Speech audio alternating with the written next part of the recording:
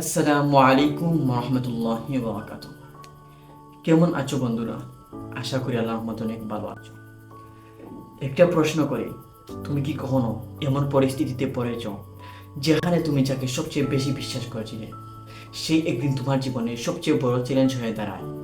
আজকের গল্পটা শুধু হৃদয়ে নাড়াবে না, শেষের টুইস্ট তোমাকে পুরো ভিডিওটা না দেখা পর্যন্ত বসতে দেবে না। তাহলে বন্ধুরা, ভিডিওটি শুরু করা যাক। একটি ছেলে ছিল, তার নাম ছিল সালমান। সে একজন সাধারণ ছেলে ছিল, যার মধ্যে একটা অভ্যাস ছিল মানুষকে সাহায্য করা।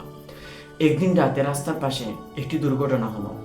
একজন ছেলে পড়ে আছে, সবাই শুধু ভিডিও করছে, কেউ এগোচ্ছে না। সালমান দৌড়ে গিয়ে তাকে হাসপাতালে নিয়ে গেল। ডাক্তার বলল আর একটু দেরি হলে বাঁচানো যেত না। ছেলেটা বেঁচে গেল।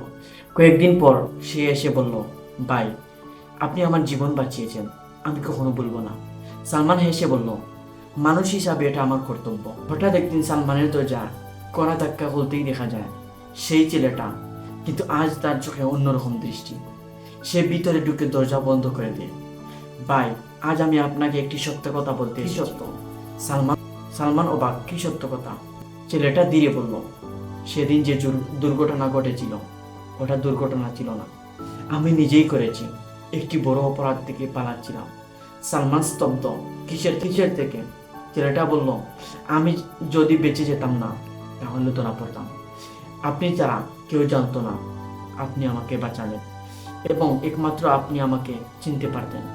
গোটা নিঃশব্দ হয়ে গেল। সালমান বুঝল তার সাহায্য এক অপরাধী বাঁচিয়েছে। ছেলেটা চুপচাপ চলে যায়। সালমান একা চোখে পানি, মনের মধ্যে ঘুরপাক খাচ্ছে। আমি কি সত্যি সব সময় সাহায্য করি, নাকি কিছু বিপদ আনতে পারি? বন্ধুরা, সবাইকে সাহায্য করো, কিন্তু চোখ বন্ধ করে নয়। কারণ কারণ সব হাসির পেছনে ভালো মানুষ থাকে না, বিশ্বাসও এক ধরনের ঝুঁকি। এই শকিং টুইস্ট যদি আপনার হৃদয়ে নাড়ায়, তাহলে এখনই ভিডিওতে লাইক দিন। এই ভিডিও আমাদের শেখায় বিশ্বাস ও সতর্কতা জীবনের জন্য কত জরুরি। চ্যানেলটিকে সাবস্ক্রাইব করো, যাতে আর কখনো গ্রিপিং ও শিক্ষামূলক গল্প মিস না হয়। আমাদের সাথে থাকো, আর তোমার বন্ধুদের সাথেও শেয়ার করো, যারা সত্যি লাইফ লেসন শিখতে চায়। কারণ এই গল্প শুধু দেখা নয়, মনে রাখা দরকার।